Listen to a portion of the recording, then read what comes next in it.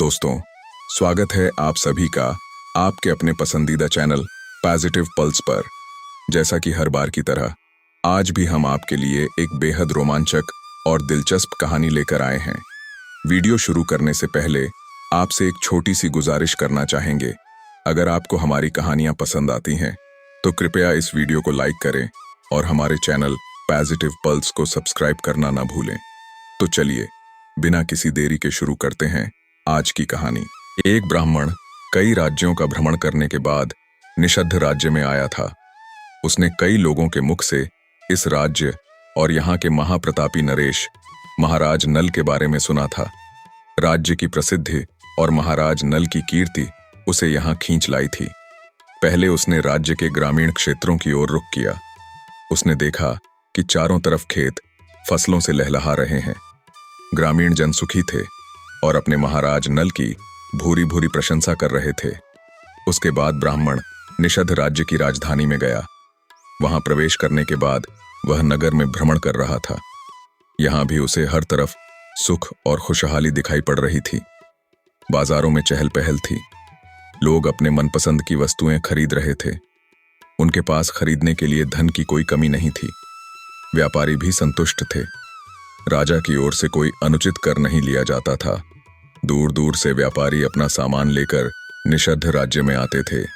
इस राज्य में विद्वानों और कलाकारों का भी बड़ा सम्मान था। नगर में ब्राह्मण को कोई दीन दुखी व भूखा नहीं मिला। सभी अपने नरेश महाराज नल की जय जयकार कर रहे थे। प्रजा सुखी थी, परंतु सभी को एक मलाल था कि उनके पराक्रमी और सुदर्शन महाराजा अभी तक अविवाहित थे। सभी चाहते थे कि महाराजा नल का विवाह शीघ्र ही किसी रूप और गुणों की धनी राजकुमारी से हो जाए। महाराज नल की कीर्ति सुनकर ब्राह्मण पहले ही उनसे मिलने को इच्छुक था, परंतु यह जानकर कि इतना प्रतापी होने के बाद भी उनका विवाह नहीं हो पाया है, वह उनसे मिलने को और भी अधिक उत्सुक हो गया। वह उनके महल की ओर चल दिया। नल अपने महल में बैठकर वीणा बजा रहे थे। वह वीणा बजाने में पूर्णतया तल्लीन थे। मुख पर आत्मसंतोष की एक अद्भुत झलक थी। इस आत्मसंतोष का कारण था कि उनके शासन में निषद्ध राज्य की सीमाएं सुरक्षित थीं और प्रजा सुखी व संतुष्ट थी। नल वीणा बजाकर उठे ही थे कि एक दास ने आकर सूचना दी कि कोई ब्राह्मण उनसे भेंट करने की इच्छा लेकर आया है। नल ने आदेश दिया कि ब्राह्मण का उचित सत्कार कर अतिथि कक्ष में ठहराया जाए। कुछ ही समय में नल ब्राह्मण के समक्ष उपस्थित हुए। अभिवादन करने के बाद ब्राह्मण से पूछा, ब्राह्मण देव, आप कहां से पधारे हैं? यहां आने का प्रयोजन क्या है? राजन, मैं समस्त आर्यावर्त में भ्रमण कर रहा हूं। अभी मैं विदर्भ राज्य से यहां आया हूं। आपका यश दूर दूर तक फैला है। आपके शौर्य, सद्गुण एवं सदाचरण के बारे में सुनकर मैं आपके दर्शन की अभिलाषा लिए यहां आया हूं। ब्राह्मण की बात सुनकर नल ने सिर झुकाकर उन्हें नमन किया। आपके महल में आने से पूर्व मैं प्रजा के बीच घूमकर उनके कष्टों के बारे में जानने का प्रयास कर रहा था। मुझे प्रसन्नता हुई कि आपके राज्य में प्रजा बहुत सुखी है। ब्राह्मण ने कुछ रुककर कहा, आप जैसे सुदर्शन, सदाचारी और प्रजापालक नरेश को ऐसी जीवन संगिनी मिलनी चाहिए जो रूप, गुण तथा बुद्धिमत्ता में श्रेष्ठ हो। विदर्भ के राजा भीष्मक की पुत्री दमयंती हर तरह से आपकी जीवन संगिनी बनने के योग्य है। रूप ऐसा कि अप्सराएं भी लज्जित हो जाएं। गायन, नृत्य, चित्रकला, पाककला और अन्य कलाओं में निपुण है राजकुमारी दमयंती। बहुत ही बुद्धिमान है दमयंती। जीवन में आई विकट परिस्थितियों में एक अच्छे मित्र की भांति साथ निभाएगी आपका। ब्राह्मण के मुख से दमयंती के रूप और गुणों की चर्चा सुनकर नल बहुत प्रभावित हुए। वह भी ऐसी ही पत्नी की कल्पना करते थे। राजन, कुछ ही दिनों में आपको राजकुमारी दमयंती के स्वयंवर का आमंत्रण मिलेगा। आप वहां अवश्य जाइएगा। मुझे पूरा विश्वास है कि राजकुमारी दमयंती आपका ही वरण करेगी। ब्राह्मण के जाने के पश्चात नल का हर पल दमयंती के रूप और गुणों के बारे में विचार करते ही बीतने लगा। ब्राह्मण ने बड़े ही अद्भुत तरीके से दमयंती के रूप और गुणों का बखान किया था। अब जितना अधिक वह दमयंती के बारे में सोचते, उतना ही उसके आकर्षण में बंधते चले जाते थे। उन्हें आभास होने लगा था कि बिना दमयंती से मिले ही वह उसके प्रेम में डूब गए हैं। अतः उनके हृदय में दमयंती को प्राप्त करने की तड़प बढ़ती जा रही थी। एक दिन नल दमयंती के बारे में सोचते हुए अपने महल के उद्यान में टहल रहे थे। उस समय उनका चित्त दमयंती में इतना लीन था कि उन्हें अपने आसपास के परिवेश का भी ध्यान नहीं था। वे स्वयं से ही बात कर रहे थे। उन्हें चिंता थी कि ब्राह्मण ने तो कहा था कि राजकुमारी दमयंती स्वयंवर में उनका ही चुनाव करेगी, किंतु राजकुमारी दमयंती तो उन्हें जानती ही नहीं है।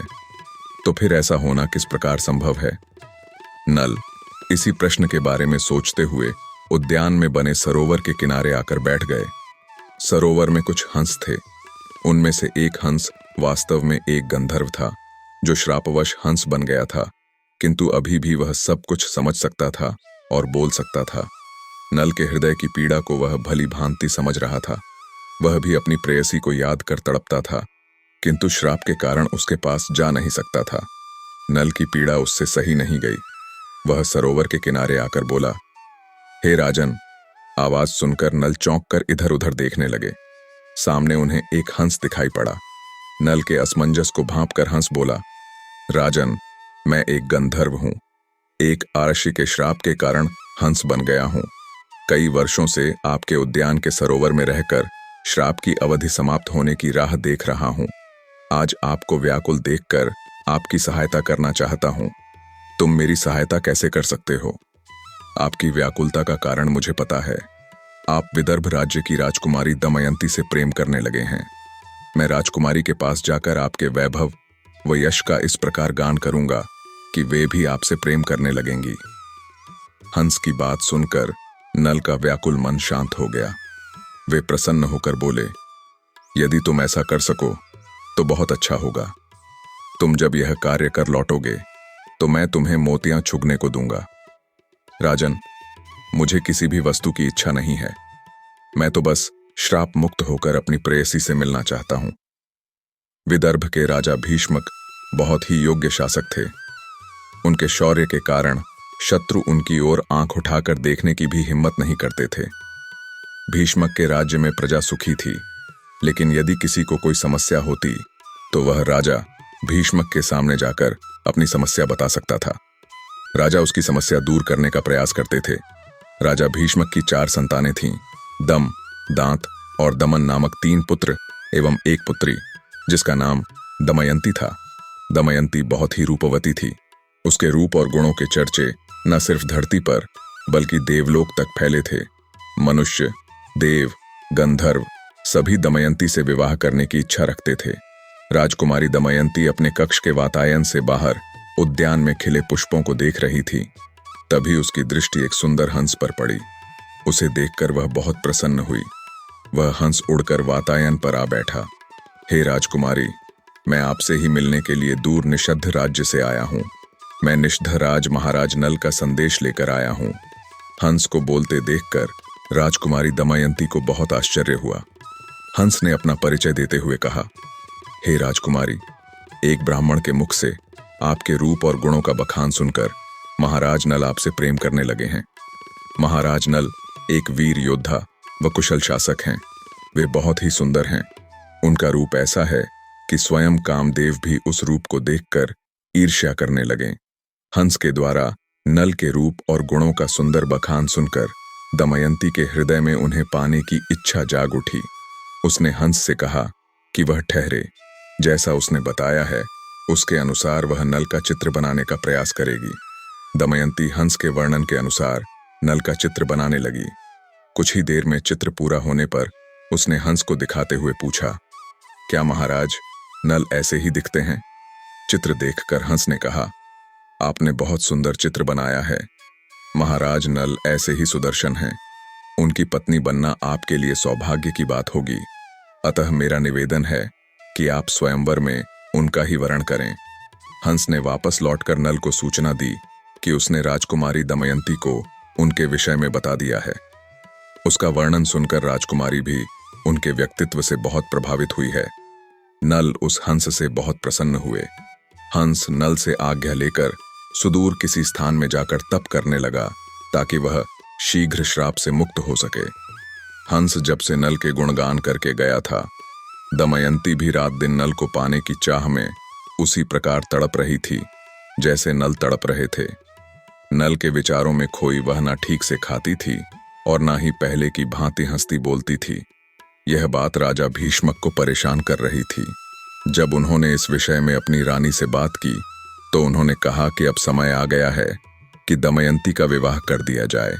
रानी ने सलाह दी कि राजा भीष्मक दमयंती के स्वयंवर का आयोजन करें। रानी की बात मानकर राजा भीष्मक दमयंती के स्वयंवर की तैयारियां करने लगे। महाराज नल अपने दरबार में बैठे व्यापारियों के एक दल से बातचीत कर रहे थे। व्यापारियों का यह दल दूर राज्य से आया था। वे सभी निषद्ध राज्य के साथ व्यापार करने के इच्छुक थे। महाराज नल ने उन व्यापारियों को आश्वासन दिया कि यदि समय पर कर चुकाया जाएगा तो उन्हें राज्य में व्यापार करने की अच्छी सुविधाएं मिलेंगी। दल के नेता ने कहा कि वे कभी भी कर चुकाने में कोताही नहीं बरतेंगे।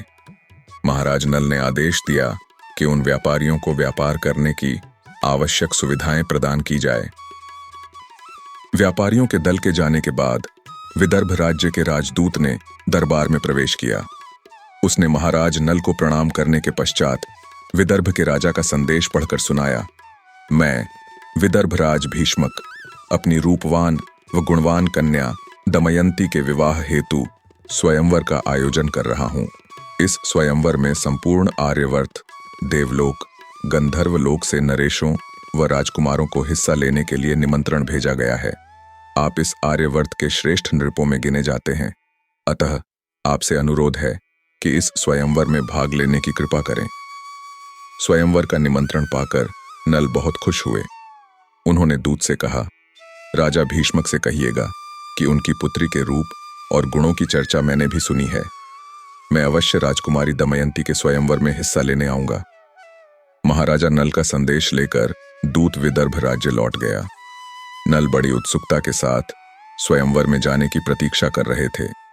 दमयंती को अपनी महारानी बनाने की उनकी इच्छा और भी अधिक बलवती हो गई थी। अक्सर वह दमयंती के साथ आने वाले जीवन के स्वप्न देखा करते थे। नल को द्यूत क्रीड़ा का शौक था। अक्सर वह अपने छोटे भाई पुष्कर के साथ द्यूत खेलते थे। वह इस खेल में माहिर नहीं थे। इसका लाभ उनके भाई पुष्कर को होता था। अक्सर वह नल को द्यूत में हराकर बहुत सा धन जीत लेता था। एक दिन नल पुष्कर के साथ द्यूत खेल रहे थे कि सूचना मिली कि देवराज इंद्र पधारे हैं। वह तुरंत देवराज से भेंट करने के लिए गए। देवराज, अचानक यहां आने का कष्ट किया, कोई विशेष बात है क्या? देवराज इंद्र ने गंभीरता से कहा, राजन, आप अपने सत्यव्रत के लिए जाने जाते हैं। जो वचन लेते हैं उसे पूरा अवश्य करते हैं। अतः आपको वचन देना होगा कि आप देवताओं द्वारा दिया गया कार्य अवश्य करेंगे। देवराज इंद्र की बात सुनकर नल विनीत भाव से बोले, देवताओं का कोई भी कार्य करना मेरे लिए सौभाग्य की बात होगी। यदि आप वचन चाहते हैं तो मैं वचन देता हूं कि मुझे जो कार्य मिलेगा उसे खुशी से करूंगा। तो राजन, आप देवताओं के दूत बनकर विदर्भ की राजकुमारी दमयंती के पास जाकर उनसे कहें कि अपने स्वयंवर में वह देवताओं में से ही किसी का चुनाव करें। देवराज इंद्र की बात सुनकर नल असमंजस में पड़ गए। जिस राजकुमारी से विवाह करने के वह सपने देखते थे, अब उसके पास जाकर कैसे देवताओं से विवाह करने की बात करें? किंतु वह वचनबद्ध थे। उन्होंने देवराज इंद्र से कहा, देवराज, मैं स्वयं स्वयंवर में भाग लेने के निमंत्रण को स्वीकार कर चुका हूं। राजकुमारी दमयंती को अपनी पत्नी बनाने की इच्छा रखता हूं, किंतु अब मैं वचनबद्ध हूं, अतः पीछे नहीं हट सकता। मैं देवताओं का संदेश लेकर जाने को तैयार हूं। नल की बात सुनकर देवराज इंद्र ने कहा, आपका सत्यव्रत देखकर मैं बहुत खुश हूं। आप सचमुच वचन के धनी हैं। किंतु देवराज, क्या राजा भीष्मक मुझे राजकुमारी दमयंती से भेंट करने की अनुमति देंगे? आपको मैं एक ऐसी शक्ति दूंगा कि आप बिना किसी की दृष्टि में आए राजकुमारी के कक्ष तक पहुंच सकेंगे। नल देवताओं के कार्य के लिए जाने को तैयार हो गए। राजकुमारी दमयंती के कक्ष में एक भ्रमर घुस गया। उसे देखकर दमयंती ने दासियों से उसे बाहर निकालने को कहा। जब दासियां उस भ्रमर को निकालने के लिए आगे बढ़ीं, तो वह सुंदर युवक में बदल गया। उस युवक की सुंदरता को देखकर दासियां उस पर मोहित हो गईं। सभी आपस में चर्चा करने लगीं कि यह युवक कौन है। उस युवक की सुडौल देह और रूप रंग को देखकर दमयंती समझ गई कि वह नल है। नल ने अपना परिचय देकर कहा, मैं इस समय देवताओं का संदेश लेकर आया हूं। राजकुमारी, देवगण चाहते हैं कि आप अपने स्वयंवर में देवों में से ही किसी का वरण करें, देवों के अतिरिक्त किसी का भी चुनाव न करें। नल की बात सुनकर दमयंती ने कहा, महाराज, नल, स्वयंवर में किसका चुनाव करना है, यह अधिकार कन्या का होता है। मैंने पहले ही अपने अधिकार का प्रयोग कर आपका चयन कर लिया है। जब पहली बार मैंने उस हंस के मुख से आपके विषय में सुना था, तभी मैंने आपको अपना पति मान लिया था। अब मैं किसी और को पति के रूप में नहीं चुनूंगी। किंतु राजकुमारी, मैंने देवों को वचन दिया था कि मैं उनका दूत बनकर आपसे उनमें से किसी और को चुनने का अनुरोध करूंगा। अब मैं स्वयंवर में एक प्रत्याशी के रूप में कैसे प्रस्तुत हो सकता हूं? क्यों नहीं कर सकते हैं? मेरे पिता ने आपको भी स्वयंवर में भाग लेने का निमंत्रण दिया है। रही बात वचन की, तो वह केवल दूत बनकर उनका संदेश लाने का था। वह आपने कर दिया। अब आप वचन मुक्त हैं। दमयंती की बात नल को सही लगी। देवताओं का कार्य पूरा कर वह लौट गए। राजा भीष्मक ने दमयंती के स्वयंवर का भव्य आयोजन किया था। मनुष्य, देव, गंधर्व सभी दमयंती द्वारा चुने जाने की आस लेकर आए थे, किंतु देवों को पूरा यकीन था कि नल द्वारा समझाए जाने पर दमयंती उनमें से ही किसी एक का चुनाव करेगी। पर जब उन्होंने नल को भी एक प्रत्याशी के तौर पर वहां देखा, तो उन्होंने नल से इस विषय में बात की। नल ने उन्हें दमयंती के निर्णय के विषय में सब बता दिया। नल की बात सुनकर देवों को अच्छा नहीं लगा। उन्होंने मिलकर एक योजना बनाई। स्वयंवर में देवराज इंद्र के अतिरिक्त वायुदेव, वरुण देव, अग्निदेव भी पधारे थे। उन सभी ने अपना रूप नल के समान बना लिया। उन्हें लगा कि उनके शरीर की कांति से भ्रमित होकर दमयंती उन चारों में से ही किसी एक को चुनेगी, फिर वही उसका पति हो जाएगा। योजना के अनुसार स्वयंवर मंडप में चारों देव नल के रूप में उसी स्थान पर जाकर बैठ गए जहां नल बैठा था। अपने जैसे चार अन्य लोगों को देखकर नल दुविधा में पड़ गए, लेकिन कुछ समझने का समय शेष नहीं था। दमयंती वरमाला लेकर आगे बढ़ रही थी। सबको छोड़ते हुए वह नल की ओर ही आ रही थी। जब वह नल के पास पहुंची, तो एक जैसे 5 लोगों को देखकर वह भ्रमित हो गई। किंतु दमयंती बहुत बुद्धिमती थी। वह इस परिस्थिति से घबराई नहीं। उसने एक युक्ति सोची। वह विनम्रता से बोली, मुझे पता है कि आप 5 में से एक महाराज नल हैं, जिन्हें मैंने पहले ही अपना पति मान लिया है। किंतु अब चुनाव के लिए मेरे सामने 5 नल हैं।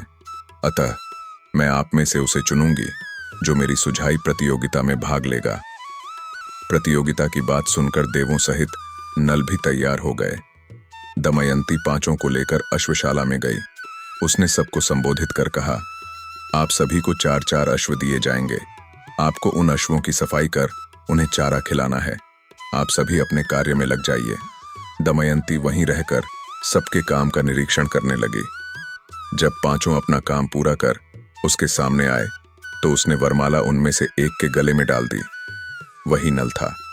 देवता अपने वास्तविक रूप में आ गए। देवराज इंद्र ने आपत्ति की, हम देवताओं ने तो दिया गया कार्य लगभग एक ही समय में पूरा कर लिया था, जबकि नल ने सबसे अंत में काम पूरा किया। अतः वरमाला का अधिकारी तो हम लोगों में से कोई होना चाहिए था। देवराज, मेरे शब्दों पर आपने ध्यान नहीं दिया। मैंने कहा था कि प्रतियोगिता में भाग लेने वालों में एक को चुनूंगी। महाराज नल ने भी प्रतियोगिता में हिस्सा लिया था। यह प्रतियोगिता तो मात्र सच का पता लगाने के लिए थी कि वास्तविक नल कौन है। देवराज इंद्र दमयंती की वाक्पटुता से प्रभावित हुए। अच्छा, अब यह बताओ कि तुमने वास्तविक नल को कैसे पहचाना? दमयंती मुस्कुराकर बोली, आप देवों को अनेक शक्तियां प्राप्त हैं, किंतु परिश्रम के श्वेत बिंदु केवल मनुष्यों के ललाट को शोभित करते हैं।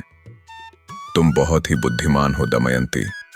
तुमने वास्तविक नल को खोजने की अच्छी युक्ति निकाली। राजा भीष्मक ने विधि विधान के साथ नल व दमयंती का विवाह कर दिया। देवता जब देवलोक की ओर जा रहे थे, तब रास्ते में उन्हें मायावी असुर कली मिला। देवताओं ने उससे पूछा कि वह कहाँ जा रहा है।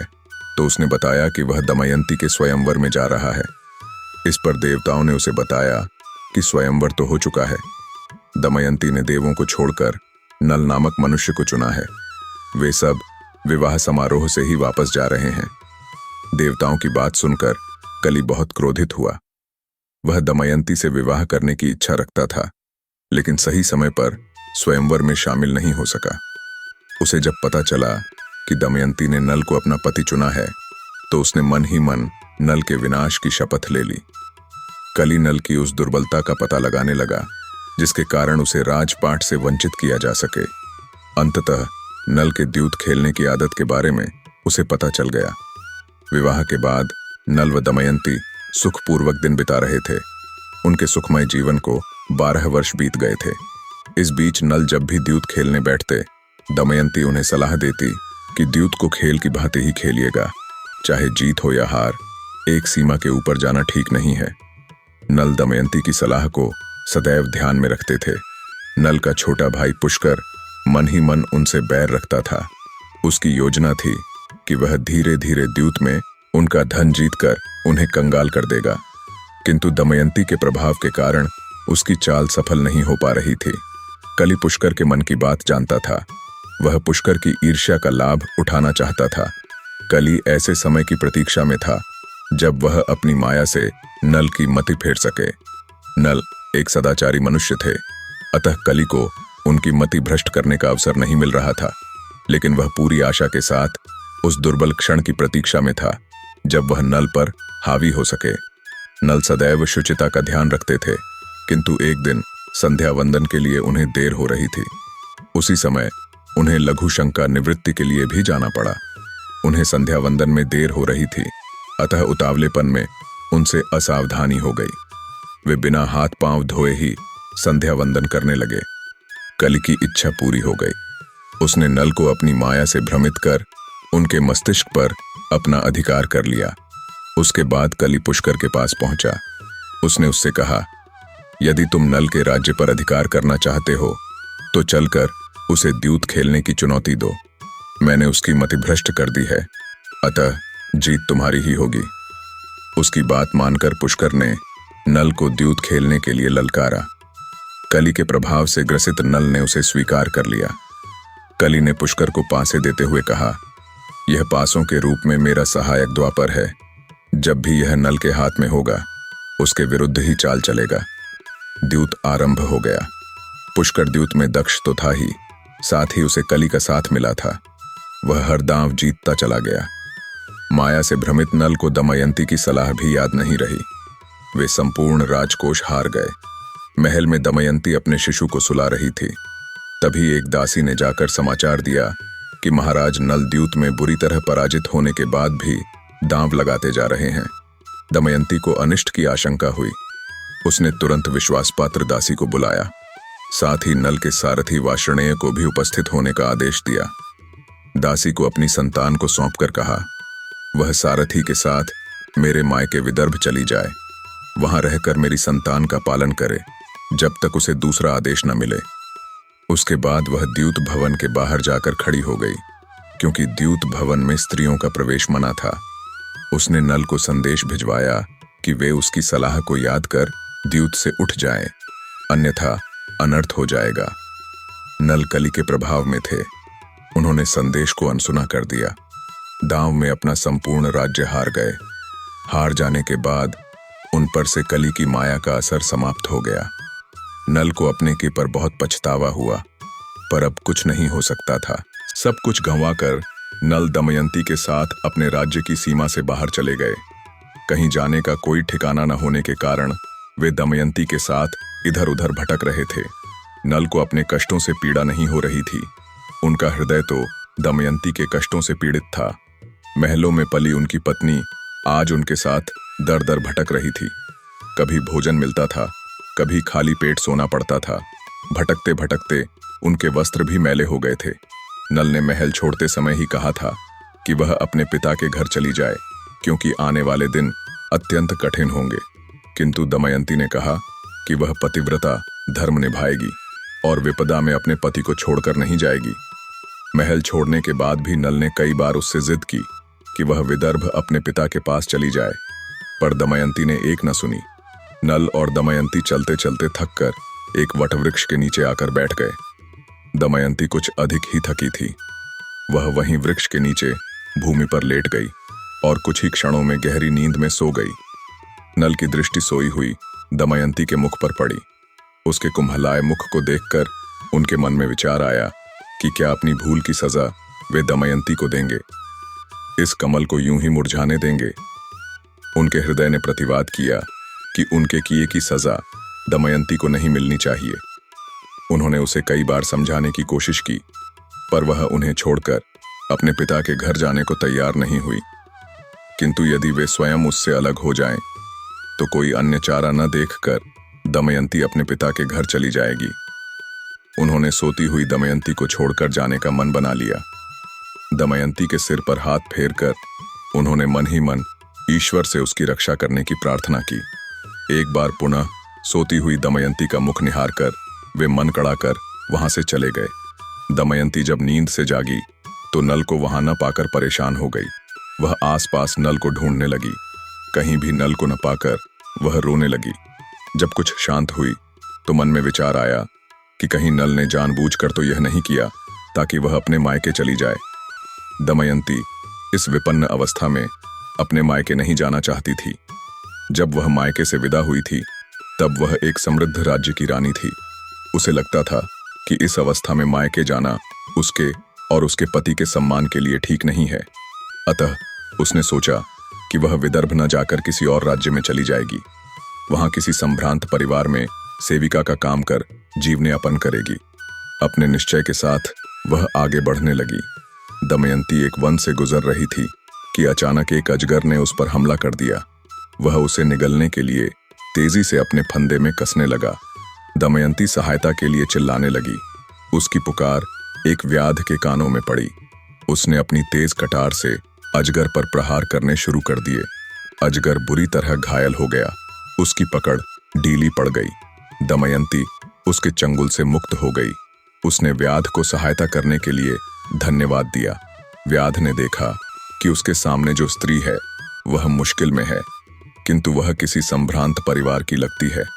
फटेहाल होते हुए भी उसका रूप लावण्य किसी को भी आकर्षित कर सकता था। उसके मन में लालच आ गया। वह छलपूर्वक बोला, हे देवी, आप कष्ट में हैं। दिन ढल रहा है। कुछ ही देर में रात्रि हो जाएगी। रात्रि में यह वन और अधिक असुरक्षित हो जाएगा। आप मेरे घर चलकर थोड़ा भोजन कर लें और रात में विश्राम कर लें। कल सुबह होते ही चली जाइएगा। दमयंती उसकी मंशा भांप नहीं पाई। उसे वह एक भला मनुष्य लगा, अतः वह उसके साथ चली गई। व्याध ने घर पहुंचकर दमयंती को भोजन कराया और कुटिया में विश्राम करने को कहकर बाहर चला गया। दमयंती उस पर विश्वास कर निश्चिंत होकर सो गई। कुछ समय बीतने पर दमयंती को अपने शरीर पर किसी का स्पर्श महसूस हुआ। वह तुरंत उठ गई। व्याध उसके विश्वास का लाभ उठाकर उसके साथ दुष्कर्म करना चाहता था। दमयंती नागिन की तरह फुफकारती हुई अपनी रक्षा के लिए खड़ी हो गई। व्याध ने लपक कर उसे पकड़ लिया, लेकिन दमयंती हार मानने को तैयार नहीं थी। वह उस दुष्ट की चाल सफल नहीं होने दे सकती थी। उसने अपने आप को छुड़ाने के लिए व्याध के हाथ पर दांत गड़ा दिए। उसके ढीला पड़ते ही दमयंती ने उसे धक्का देकर खुद को छुड़ा लिया। दमयंती की नजर व्याध की कटार पर पड़ी। उसने फुर्ती से कटार उठाकर व्याध पर वार किया। व्याध बुरी तरह घायल हो गया। दमयंती बिना समय नष्ट किए वहां से भाग गई। मार्ग में दमयंती को व्यापारियों का एक दल मिला। उसने दल के मुखिया से आग्रह किया कि वे उसे अपने मार्ग में पड़ने वाले किसी संपन्न राज्य में ले जाएं, जहां वह किसी घर में सेविका का काम कर सके। व्यापारियों के दल ने उसे छेदी राज्य में पहुंचा दिया। दमयंती राजधानी के मार्ग में भटक रही थी। वह छेदी के राजा सुबाहु के महल के सामने पहुंची। उस समय राजमाता महल के छज्जे पर खड़ी थीं। उन्होंने मार्ग में भटकती दमयंती को देखा। उन्हें लगा कि भले घर की यह स्त्री विपत्ति की मारी है। उन्हें उस पर दया आ गई। उन्होंने तुरंत सेवकों को आदेश दिया कि मार्ग में भटकती उस स्त्री को मेरे पास ले आओ। सेवक दमयंती को राजमाता के पास ले गए। राजमाता ने प्यार से पूछा, पुत्री, तुम कौन हो? किसी कुलीन परिवार की लगती हो। इस तरह मार्ग में क्यों भटक रही हो?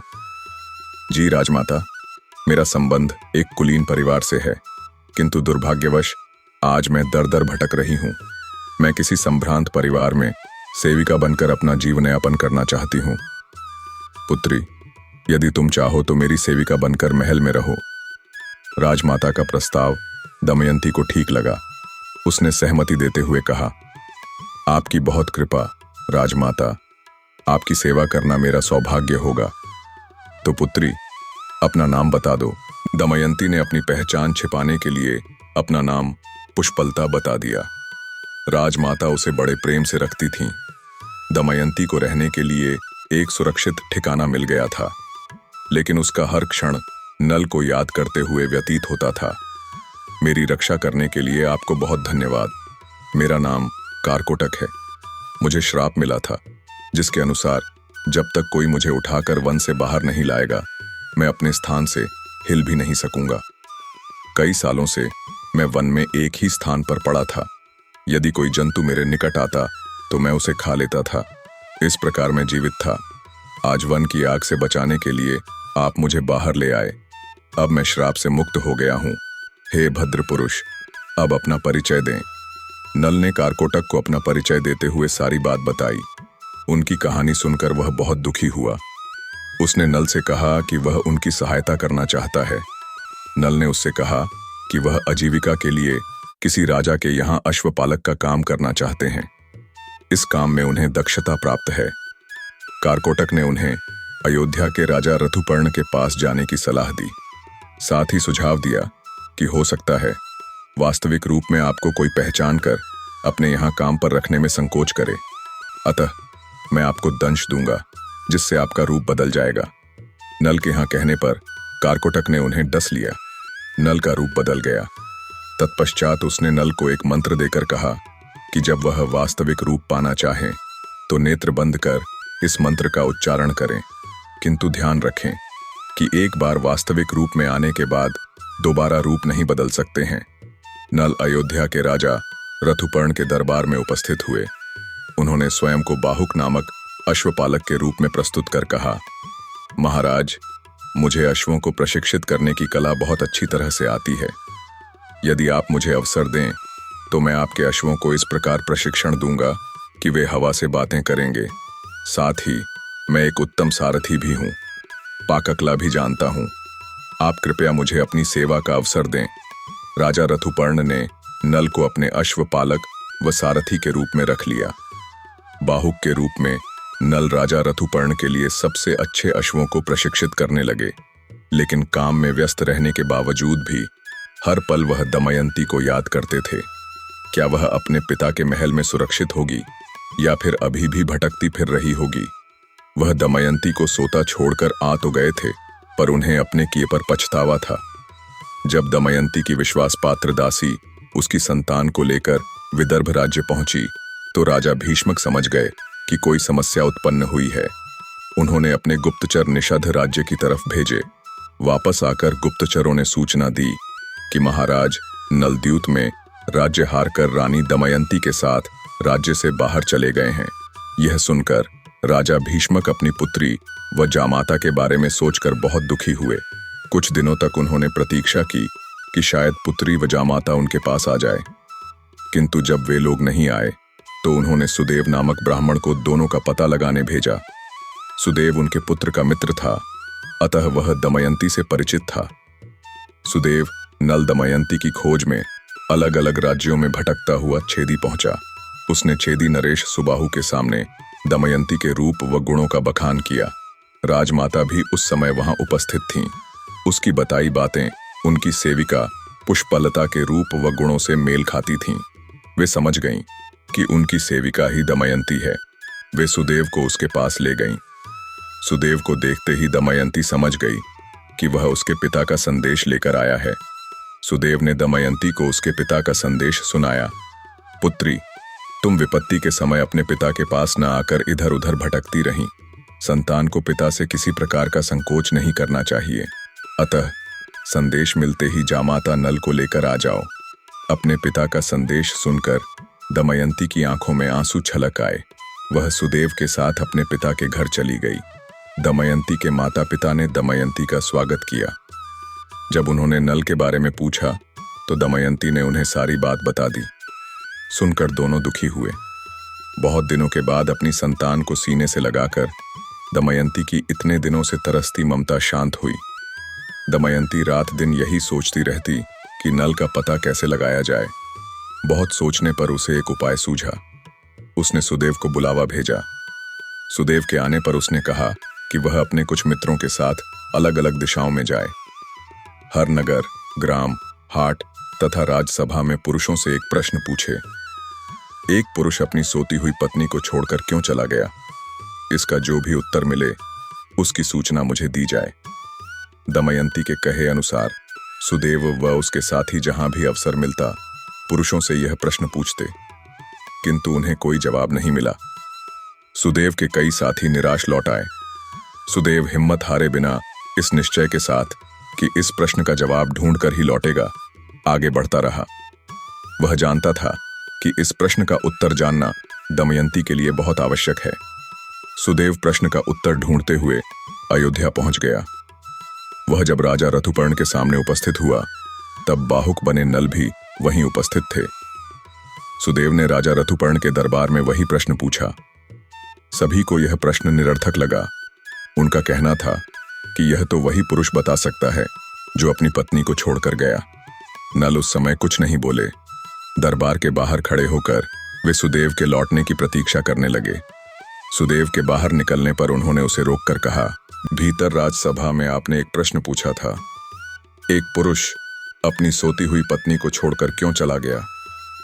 मैंने राजा ऋतुपर्ण के समक्ष इसका उत्तर देना उचित नहीं समझा, पर मेरे हिसाब से उस पुरुष की लाचारी रही होगी। उसके पास अपनी पत्नी के सही प्रकार से भरण पोषण की व्यवस्था नहीं होगी। वह विपत्ति का मारा होगा, तभी अपनी पत्नी को वटवृक्ष के नीचे सोता छोड़कर चला गया। मेरे प्रश्न का उत्तर देने वाले व्यक्ति का परिचय जानना चाहूंगा। मैं राजा ऋतुपर्ण का अश्वपालक तथा सारथी बाहुक हूं। प्रश्न का उत्तर लेकर सुदेव दमयंती के पास पहुंचा। उसने बाहुक से हुई सारी बात बता दी। सब जानकर दमयंती समझ गई कि बाहुक ही नल है। न केवल उन्होंने छोड़कर जाने का सही कारण बताया, बल्कि वटवृक्ष का भी जिक्र किया। यह बात नल के अतिरिक्त कोई नहीं जान सकता था कि वे दमयंती को किस स्थान पर सोता छोड़कर गए थे। सब जानने के बाद दमयंती ने ऐसी योजना बनाई जिससे नल को विदर्भ आना पड़े। दमयंती ने अपने माता पिता को इस बात के लिए तैयार कर लिया कि वे राजा ऋतुपर्ण के पास संदेश भेजें कि दमयंती एक बार फिर से स्वयंवर रचा रही है। दमयंती के स्वयंवर की बात सुनकर नल बहुत दुखी हुए। उन्हें लगा कि दमयंती एकाकी जीवन से उकता गई है और अब उसी उकताहट में बिना सोचे यह निर्णय ले बैठी। अन्यथा पति के रहते हुए वह ऐसा कैसे कर सकती थी? मैंने उसे विपत्ति के समय अकेला छोड़कर गलती की थी, तभी मुझे यह दिन देखना पड़ रहा है, किंतु अब मैं कुछ कर भी नहीं सकता। राजा ऋतुपर्ण को अपनी वास्तविकता नहीं बता सकता। मुझे उनके साथ अपनी पत्नी के स्वयंवर के लिए जाना ही होगा। उन्होंने राजा ऋतुपर्ण की आज्ञा अनुसार रथ तैयार करवा दिया। जब राजा ऋतुपर्ण विदर्भ पहुंचे तो उन्हें आश्चर्य हुआ। वहां स्वयंवर जैसे किसी आयोजन की तैयारी नहीं हुई थी। वह संकोच में पड़ गए कि अब क्या कहकर विदर्भ नरेश के सामने जाए। अवश्य ही किसी ने उनके साथ परिहास करने का दुस्साहस किया है, किंतु विदर्भ के राजा भीष्मक को उनके आने का समाचार मिल चुका था। अतः भेंट किए बिना लौटना अमर्यादित आचरण माना जाएगा। वह राजा भीष्मक के सामने उपस्थित होकर बोले, मैं पास के ही एक राज्य में आया था, अतः आपकी कुशल क्षेम पूछने चला आया। राजा ऋतुपर्ण की विनम्रता देखकर भीष्मक उन्हें इस तरह बुलाने पर लज्जित हुए। उन्होंने क्षमा मांगते हुए सारी बात सच सच बता दी। मैं आपका दोषी हूं। अपनी पुत्री के जीवन में पुनः खुशी लाने के लिए यह धृष्टता कर बैठा। मुझे क्षमा करें। राजा ऋतुपर्ण एक सहृदय व्यक्ति थे। वह एक पिता की मजबूरी को समझ गए। उन्होंने राजा भीष्मक को क्षमा कर दिया। भीष्मक ने उनके अतिथि सत्कार में कोई कमी नहीं रखी। राजा ऋतुपर्ण ने बाहुक को बुलाकर आदेश दिया, क्योंकि तुम एक अच्छे रसोइये भी हो, अतः राजा भीष्मक की रसोई में सबके लिए मिष्ठान बनाओ।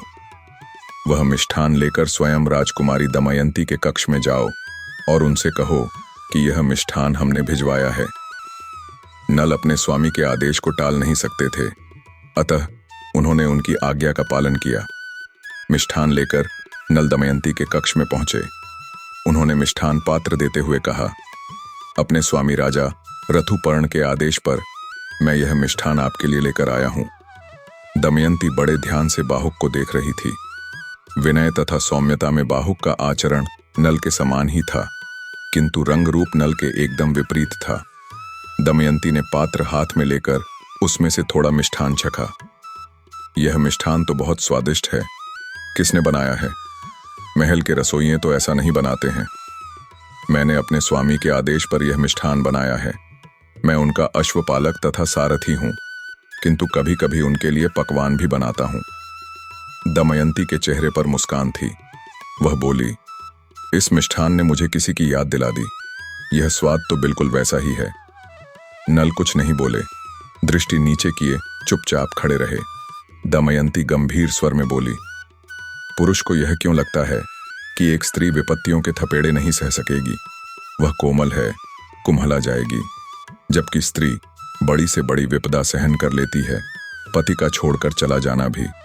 नल समझ गए थे कि दमयंती को उनकी वास्तविकता का ज्ञान हो चुका है। यह प्रश्न उनसे ही पूछा गया है, किंतु वह उत्तर देने की स्थिति में नहीं थे। उन्हें चुप देख दमयंती ने कहा, आपको क्या लगा था कि सोती हुई पत्नी को छोड़कर चले जाने से उसके कष्ट दूर हो जाएंगे, जबकि मैंने हर कष्ट बिना किसी शिकायत के चुपचाप सहा। दुख में भी मुस्कुराने का प्रयास करती रही ताकि आपको बल मिल सके, पर आप एक क्षण में मुझे छोड़कर चले गए। आज आपको मुझे इस बात का उत्तर देना होगा। नल की आंखों में पश्चाताप के आंसू थे। आर्द्र स्वर में बोले, दमयंती, मैं सचमुच तुम्हारा दोषी हूं। मुझे तुम्हें वहां सोता छोड़कर नहीं जाना चाहिए था। तुमने तो सदा मुझे साहस दिया, किंतु मैं ही दुर्बल पड़ गया। दमयंती ने आगे बढ़कर नल के दोनों हाथ पकड़कर कहा, मैंने यह सारा नाटक आपको सामने लाने के लिए रचा था। मैं एक क्षण के लिए भी आपके अलावा किसी और का ध्यान अपने मन में नहीं ला सकती हूँ। अब आप अपने उसी मनोहारी रूप में आ जाइए। नल ने कारकोटक नाग द्वारा दिया गया मंत्र पढ़ा। देखते ही देखते वह पुनः अपने वास्तविक रूप में आ गए। अपने पति को वापस पाकर दमयंती बहुत खुश हुई। राजा भीष्मक ने एक बड़े उत्सव का आयोजन किया। प्रजा ने भी इस अवसर पर खूब खुशियां मनाई। अगर ये कहानी आपके दिल को छू गई हो तो हमारे चैनल को लाइक करें, शेयर करें और सब्सक्राइब करना न भूलें। आपकी एक छोटी सी प्रतिक्रिया हमें और भी बेहतरीन, दिल छू लेने वाली कहानियां लाने के लिए प्रेरित करती है। बेल आइकॉन दबाएं ताकि कोई कहानी मिस न हो।